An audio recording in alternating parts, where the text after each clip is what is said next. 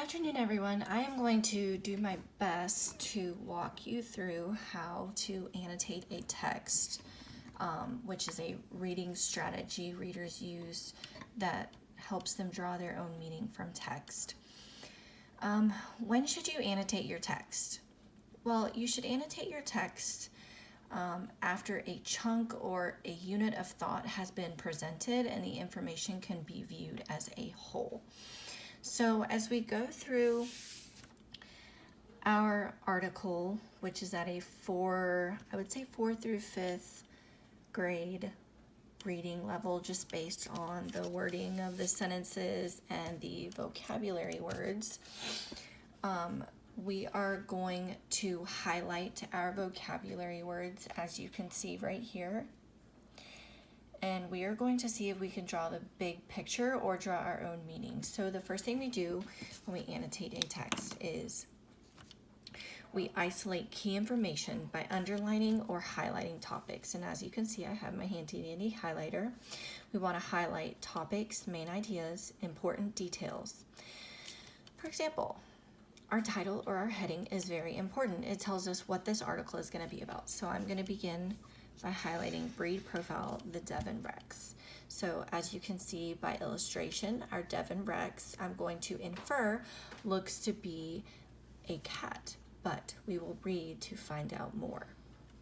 And our illustrations also count as annotating, so I would make sure you highlight or at least mark on the illustration. And you can always annotate down below, and I have my Sharpie for when I notice something and I want to make a note to it. So, okay, we will begin by trying to find some of our vocabulary words. So it says that a stray cat in her care had given birth to a rather odd-looking curly-haired kitten. The sire thought to be a curly-haired tomcat seen in the area.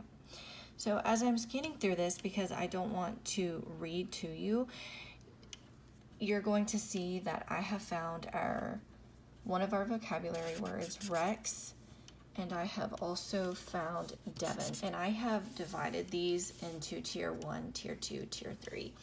So Devon Rex is mentioned many times throughout the article, which is the founding father of the unique and wonderful breed of cats. So we know that the Devon Rex is a breed of cats. And we also know the detail of the cat as well. Okay, so we can go ahead and mark Devon Rex off of our vocabulary. Let's see if we can find anything else. Sorry, I'm trying to keep my camera still. Okay, so I have found American and British, which is also mentioned on our vocabulary. A young breed, the Devon Rex, is carefully crossbred to American and British short hairs in order to enlarge and strengthen the gene pool. Okay, so we see that American and British is capitalized, so we want to take note to that is closely related to race, species, origin of the cat. So we can continue going down the line where we see canine, bovine, domestic, feline. Let's find another one. But as you can see, I am highlighting all of my vocabulary words, and I am also highlighting the definition. Let's see.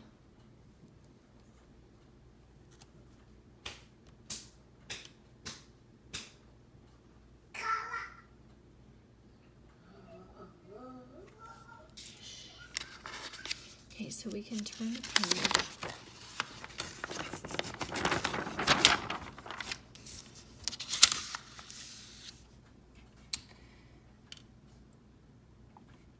Okay, so as we can see,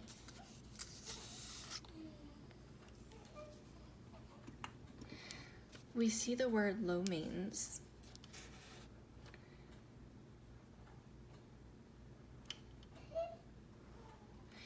And if you want to gather what low maintenance means, you can see that it says, Devons are low maintenance, wash and wear companions. So I'm going to go back above and gather information and infer what low maintenance means. Many a bag of snack food left unattended for an eye blink has suddenly sprouted 2 legs and a tail. Okay, and it says anything they aren't supposed to be in. So wash and wear companions, their large cars, ears occasionally require cleaning, but otherwise a quick shampoo and towel dry. So basically low maintenance means it doesn't require a lot to take care of this cat. Okay, so rather than going through all 15, 20 of my words, you can see that I have highlighted my text, and that is the strategy annotation that I am using.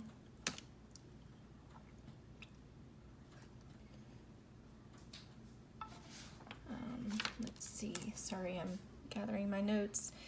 Headings are important. Make sure you highlight those, as well as terms and definition. Also, words that you do not know or that you have trouble with, I want you to highlight, or I want you to put a star. Molting, things that are in parentheses are very important. Heat seekers, I don't know what heat seekers mean unless I'm reading the text, so I'm going to go ahead and highlight that. Bed warmers, okay. And so my next set for strategy for annotation is this concept map. Okay, with my concept map, as you can see right here, my category is going to be as is in my heading, Devon Rex. It's going to be the Devon Rex. And the category is a cat. I'm going to put categories in cat. Illustrations or examples that were given were pictures. So I can put picture, holding stop. I can also put where it gave us the description of the wavy curls. I can put wavy curls because that is an illustration or description. That's also a characteristic. Properties, founding father.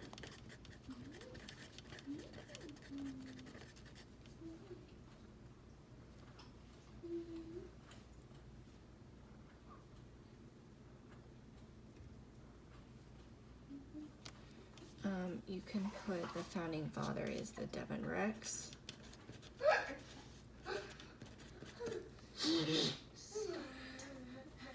Get in your room before I call your dad. Now. I'm calling your dad right now. Okay, so as I go through this, and this could take several minutes, and I want to make this video the best educational video. You can see comparisons. There's other articles in here within this that compares other cats, and you can compare the way that they look. So thank you, and I hope that this gave you a great demonstration on how to annotate. I also want to mention that each student has its own meaning of each vocabulary word. When they're drawing information from the text, they're going to find what they think it means the best based on what it represents. Also, another strategy that I have found helpful within the classroom is when vocabulary words are given, to look at your vocabulary words, go through the text and try to highlight or find each vocabulary word, or look at each word that you do not know prior to reading, and then when you read, I want you to make annotations down below. All right, well, thank you, class.